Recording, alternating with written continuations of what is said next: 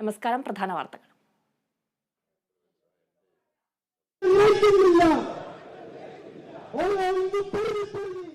ഈ പോരാട്ടത്തിൽ ഞാൻ അജങ്കരമായി നിലകൊള്ളുമെന്ന് ഇതിനാൽ പ്രതിജ്ഞിക്കുന്നു.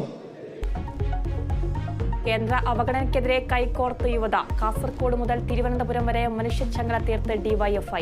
അണിനിരന്ന് രാഷ്ട്രീയ സാമൂഹിക രംഗത്തെ പ്രമുഖർ. കേന്ദ്രത്തിൽ നിന്ന് ലഭിക്കാനുള്ള പണം സംബന്ധിച്ച് സർക്കാർ ധവളപത്രമിറക്കണമെന്ന് വി.ഡി. സതീശൻ. ബി.ജെ.പി. നേതാവ് രഞ്ജിത്ത് ശ്രീനിവാസനെ കൊലപ്പെടുത്തിയ കേസിൽ നിർണായക വിധി. 15 പോപ്പുലർ ഫ്രണ്ട് പ്രവർത്തകരും കുറ്റക്കാർ. 8 പ്രതികൾക്കെതിരെ കൊലക്കുറ്റം തെളിഞ്ഞു. പരമാവധി ശിക്ഷ നൽകണമെന്ന് കുടുംബം. ശിക്ഷാവിധി തിങ്കളാഴ്ച.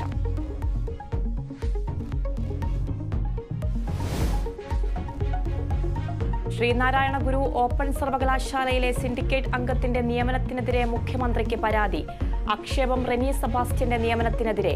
മാസപ്പടി ആരോപണം നേരിടുന്ന സ്ഥാപനത്തിന്റെ ഡയറക്ടർ എന്ന ആരോപണം.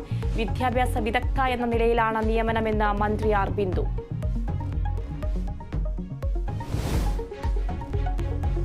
ചിന്നക്കനാലിലെ റിസോർട്ടിനെതിരായ ആരോപണത്തിൽ മാത്യു കുഴൽനാടന്റെ മൊഴിയെടുത്ത് വിജിലൻസ്. നടപടി നികുതി ഇടപാടിൽ നികുതി വെട്ടിപ്പ് നടത്തിയെന്ന പരാതിയിൽ. അന്വേഷണവുമായി സഹകരിക്കുമെന്ന് മാത്യു കുഴൽനാടൻ.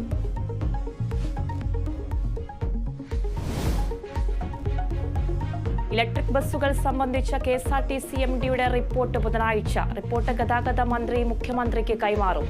അന്തിമ തീരുമാനം മുഖ്യമന്ത്രിയുടേത്.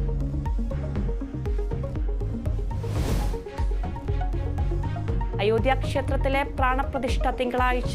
പൊതു അവധി പ്രഖ്യാപിച്ചു കൂടുതൽ സംസ്ഥാനങ്ങൾ. സെൻസെക്സിലും നിഫ്റ്റിക്കും അവധി. അതീവ സുരക്ഷയിൽ അയോധ്യ.